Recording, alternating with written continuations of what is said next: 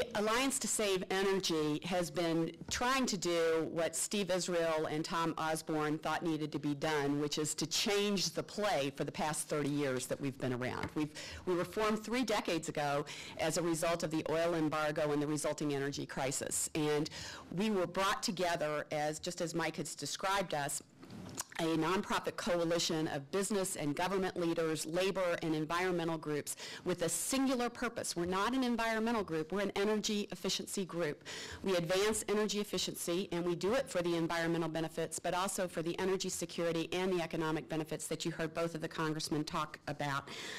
We have a mantra at the Alliance to Save Energy, and that is that energy efficiency is the cheapest, it's the quickest, and it's the cleanest way to tackle our climate problems that we have and to improve the economy.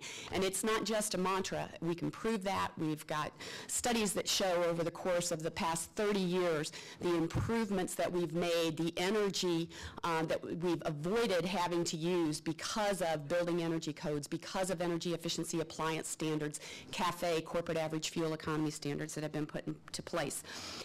We work as a coalition with our board that represents all those groups, but also with a coalition of businesses. We have over 160 corporations and other organizations that are participating and contributing to the Alliance and partnering with us. We're delighted that AT&T is one of those members of the Alliance to Save Energy. We also have run the gamut across the economic sectors. So we have big box retailers like Walmart and Home Depot. We have appliance manufacturers. We have electric utilities. Anyone that's interested in energy, either producing technologies that use it or that create it, or interfacing with those that use energy, are represented in the Alliance to Save Energy. I want to talk today on the topic that we have of sustaining the commitment to energy efficiency and sustainable energy, but I'm going to focus my remarks on energy efficiency in this economic downturn. We saw in the course in 2005 and 2007 2 major energy bills in this country, and for those of you who work up here on Capitol Hill, you know that energy bills historically have been very long in coming, if they come at all. The last energy bill before 2005 was 1992. We saw energy efficiency made baby steps and gains in the bill in 2005. It took great leaps forward in 2007. It's actually the most important energy efficiency legislation that's been enacted in the United States in 3 decades, and marked what I think that change is in the new play that we are today. It put in place a standard that will phase out inefficient incandescent light bulbs in this country by 2012 and improved corporate average fuel economy standards for the first time in 30 years. We were worried and concerned that that was going to be it. There's so much that can still be done with energy efficiency. The McKinsey Global Institute has taken a look at what could happen if we invested fully in cost-effective energy efficiency technologies that are here today. And what they found is, in the U.S., we could essentially flatten growth in electric demand while returning money to the economy. Worldwide, an investment of about $170 billion in energy efficiency would result in $900 billion in savings every year, and would cut global demand for energy, growth in energy demand, by 50%, and of course save millions and millions and hundreds of millions of tons of CO2 in the process.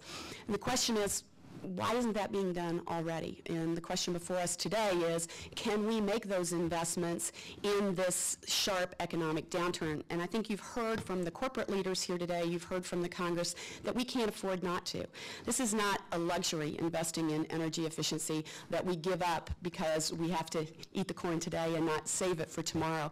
It is critical to the viability and the sustainability of businesses in the U.S. and our overall economy. And we're delighted that people are seeing that and getting it. President Obama, when he put out his platform in October of 2008, we were cheering because he adopted basically the whole policy agenda of the Alliance to Save Energy in terms of transforming the built environment to move towards net zero energy homes and office buildings in the U.S., to upgrade energy efficiency appliance standards, to put in place building energy codes codes, and to flip the regulatory incentives, disincentives now for investment in energy efficiency by electric and natural gas utilities to make it in their economic interest to make those investments. We thought that might wane with the economic downturn. We were worried about the American Recovery and Reinvestment Act. What we saw was the president gets it, the administration gets it, the Congress gets it. Sure, the ARRA, it's hundreds of billions of dollars as a direct shot in the arm of the economy, but it's $90 billion of investment in a clean energy future, up to about $75 billion of that's available for investment in energy efficiency. So while we're improving the economy right now, we're also laying the foundation for the clean energy future. And we're hopeful that that is going to continue. You know, one of our members, Walmart, I mentioned them earlier, they didn't get into the sustainability business that they're in today because of an environmental vision or wanting to be good stewards of the environment for the world. They got into it because Sam Walton was very frugal, and he didn't like to waste money, and he wanted to maximize profits. So he looked at wringing out all of the costs of energy that they could, and that launched them down the path of understanding reciprocal sustainability, and they have a program, I think, that rivals many of the leaders around the country today. We need to get that implanted into businesses, into the mindsets of the policymakers as we move forward.